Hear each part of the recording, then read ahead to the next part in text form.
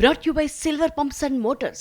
Top quality और consistent performance के लिए सिर्फ सिल्वर पंप्स नाम याद रखना. గంటలు గడుస్తున్న కొద్దీ టెన్షన్ పెరుగుతోంది. టన్నెల్లో చిక్కుకున్న వారి పరిస్థితి ఏంటి? వారిప్పుడు ఎలా ఉన్నారు? రెస్క్యూ సిబ్బంది అవాంతరాలు దాటుకొని అక్కడకు చేరుకునే మార్గం ఏంటి? గతంలో ఇలాంటి ప్రమాదాలు జరిగినప్పుడు రెస్క్యూ ఆపరేషన్ ఎలా చేశారు? ఎస్ఎల్బీసీ టన్నెల్లో చిక్కుకున్న 8 మందిని ఎట్టి పరిస్థితుల్లోనూ బయటకు తీసుకురావాలి. ఇప్పుడు ప్రభుత్వం ముందున్న అతిపెద్ద సవాల్ ఇదే. ఇందుకోసం అధికార యంత్రాంగం తీవ్రంగా ప్రయత్నిస్తోంది. ఎన్డీఆర్ఎఫ్, ఎస్డీఆర్ఎఫ్ టీమ్స్ తో పాటు సింగరేణి కాల్రేస్ రెస్క్యూ టీం, ఆర్మీ నుంచి వచ్చిన స్పెషల్ టీమ్స్ నిర్విరామంగా శ్రమిస్తున్నాయి.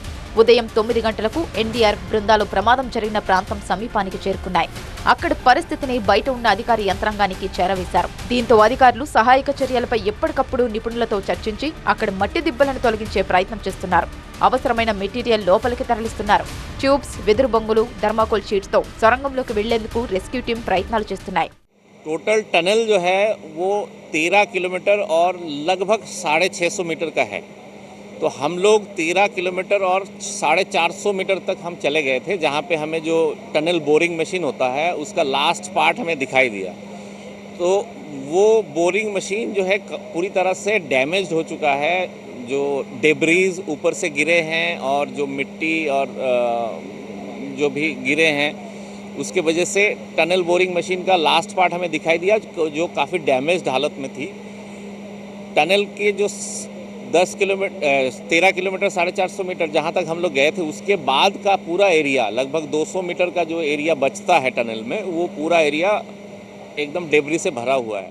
టన్నెల్ పనుల్లో 14 కిలోమీటర్ దగ్గర పైకప్పు కూలడంతో ప్రమాదం జరిగింది. దీంతో సొరంగ మార్గంలో 11 కిలోమీటర్ల నుంచి 3 అడుగుల మేర నీరు, బురద నిలిచి ఉంది. ఈ నేపథ్యంలో 11 కిలోమీటర్ల వరకు లోకో ట్రైన్లో వెళ్లిన సహాయక సిబ్బంది అక్కడి నుంచి నడుచుకుంటూ 13.5 కిలోమీటర్ల వరకు వెళ్లారు. మరో 1/2 కిలోమీటర్ వెళ్లేందుకు మట్టి, నీరు అడ్డుపడుతున్నాయి. వాటిని దాటుకుని ఘటనా స్థలానికి వెళ్లేందుకు ప్రయత్నిస్తున్నారు. నీటి ఉధృతికి టన్నెల్ బోరింగ్ మిషన్ 80 మీటర్లు వెనక్కి వచ్చింది. దీంతో పైకప్పు కూలిన ప్రాంతానికి 200 మీటర్ల గ్యాప్ ఏర్పడింది. అందులో 8 మంది చిక్కుకున్నారని భావిస్తున్నారు. మిషన్ కు 2 వైపులా పూర్తిగా మట్టి, బురద నిండిపోయింది. ఆ బురదను నీటిని తోడే వరకు అందులో చిక్కుకున్న వారిని బయటకు తీసుకురాలని పరిస్థితి.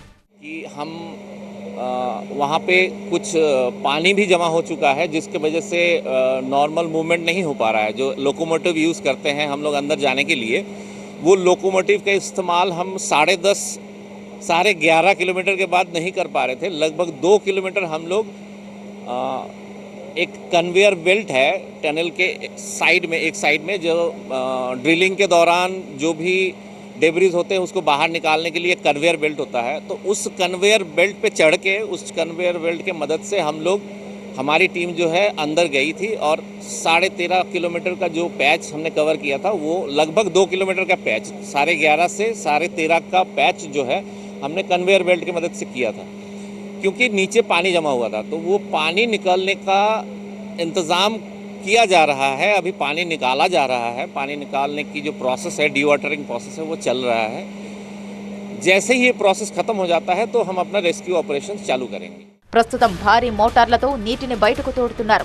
సొరంగంలో సిబ్బంది చిక్కుకున్న ప్రాంతానికి వెళ్లే ప్రయత్నాలు కొనసాగిస్తూనే భూ ఉపరితలం నుంచి లోపలకు రంధ్రాలు చేసే అవకాశాలను కూడా పరిశీలిస్తున్నారు అధికారులు. కొండపై నుంచి టన్నెల్లోకి చేరుకోవాలంటే 400 మీటర్లు తవ్వాల్సి ఉంటుందని అధికారులు చెబుతున్నారు. అక్షాంశాలు, రేఖాంశాల ఆధారంగా భూ ఉపరితలంపై నుంచి సొరంగం ఎక్కడ ఉందో గుర్తించే పనిని అటవీ శాఖ అధికారులు చేపట్టారు. హైట్ కొంచెం ఎక్కువ ఉంది, 400 మీటర్స్ హైట్ ఉంది పైన. So that option also we are exploring. పై నుంచి డ్రిల్లింగ్ కానీ సైడ్ నుంచి. కానీ అక్కడికి ఇక్కడికి డిఫరెన్స్ ఏంటంటే అక్కడున్న హైట్ వేరు, ఇక్కడున్న హైట్ వేరు, ఇక్కడున్న టెరైన్ వేరు, అక్కడున్న టెరైన్ వేరు. సో ఎన్డీఆర్ఎఫ్ అండ్ మన ఆర్మీ వాళ్ళు they are going this way. ప్యారలల్గా ఇది కూడా వీఆర్ ఎక్స్ప్లోరింగ్. ఇండియన్ ఆర్మీ నిపుణుల బృందం ప్రస్తుతం సహాయక చర్యల్లో ఉందని, విశాఖ నుంచి నేవీ బృందాన్ని కూడా రప్పించే ప్రయత్నం చేస్తున్నామన్నారు మంత్రి ఉత్తమ్ కుమార్ రెడ్డి. టన్నెల్ పక్కన గుంత తవ్వితే నీళ్లు వచ్చే ప్రమాదం ఉందని నిపుణులు చెబుతున్నారన్నారు మంత్రి. ఈ వాటరింగ్, డీసిల్టింగ్ కి మాక్సిమం ఎఫర్ట్ పెట్టాము. భారత సైన్యంలో ఉన్నతాధికారులతో మాట్లాడినాం. ఇండియన్ నేవీ కమాండోస్ పంపించమని చెప్పినాం. ఎన్డీఆర్ఎఫ్ వాళ్ళు వచ్చారు. అందరినీ కలిపి కోఆర్డినేటెడ్గా మా ప్రభుత్వం ఆ 8 మంది ప్రాణాలు రక్షించే ప్రయత్నం చేస్తున్నాము. ఎస్ఎల్బీసీ ప్రమాదం జరిగిన వెంటనే స్పందించి సహాయక చర్యలను ప్రారంభించామన్నారు మంత్రి జూపల్లి. ప్రమాదంలో ఎక్కడా మానవ తప్పిదం లేదని స్పష్టం చేశారు. కార్మికులు చిక్కుకున్న ప్రాంతానికి 100 మీటర్ల వరకు రెస్క్యూ బృందం వెళ్లగలిగిందని, అక్కడ భారీగా మట్టి, బురద, నీరు చేరడంతో ముందుకు వెళ్లడం సాధ్యం కావడం లేదన్నారు. ఎన్డీఆర్ఎం వాళ్ళు ఎస్డీఆర్ఎఫ్ వాళ్ళు ఆల్రెడీ టన్నల్లోకి పోయేసి మధ్యరాత్రి 2 గంటలకు 3 గంటలకు వాళ్ళు రిటర్న్ వచ్చిండ్రు. మళ్ళీ 3 o'clock 2:30 3 o'clock ప్రాంతంలో మళ్ళీ డిఫెన్స్ వాళ్ళు లోపలికి పోయినరు. వాటర్ వచ్చింది కదా, ఆ డీవాటరింగ్ కార్యక్రమం నడుస్తూ ఉంది. మొత్తం కూడా లైట్స్ మొత్తం అరేంజ్ చేయడం జరిగింది. సో తర్వాత ఆక్సిజన్ పంపించే కార్యక్రమం జరిగింది. కాకపోతే పెద్ద మెషినరీ లోపలికి పంపడానికి కొద్దిగా ఇబ్బందిగా ఉంది. మెషినరీ లోపలికి పరిస్థితి లేదు, అందుకే కొంచెం మాన్యువల్గా చేయాల్సి వస్తూ ఉంది. ఏదైతే టీబీఎం మిషన్ ఉందో, టన్నల్ బోరింగ్ మిషన్, ఆ మిషన్ దాకా పోవడం జరిగింది. సో దాన్ని అవన్నీ కట్ చేయాలి. ఎస్ఎల్బీసీలో చిక్కుకున్న వారిని సురక్షితంగా తీసుకువచ్చేందుకు అనేక సవాళ్లు ఎదురవుతున్నాయి. అయితే గతంలో వివిధ రాష్ట్రాల్లో జరిగిన ఈ తరహా ప్రమాదాల్లో బాధితులను సురక్షితంగా వెనక్కి తీసుకొచ్చిన ఘటనలు ఆశలు రేపుతున్నాయి. ఉత్తరాఖండ్లోని సిల్క్యారా, దండల్గావ్ను కలిపే మార్గంలో 4.5 కిలోమీటర్లు సొరంగం నిర్మాణం చేపట్టింది అక్కడి ప్రభుత్వం. ఈ క్రమంలో 2023 నవంబర్ 12న సొరంగం పనులు చేసేందుకు 41 మంది కార్మికులు ఉదయాన్నే లోపలికి వెళ్లారు. ప్రమాదవశాత్తు సొరంగంలోని పైకప్పు కూలిపోయింది. దీంతో 260 మీటర్ల మార్కుకు అవతల కార్మికులు టన్నెల్ లోపల చిక్కుకుపోయారు.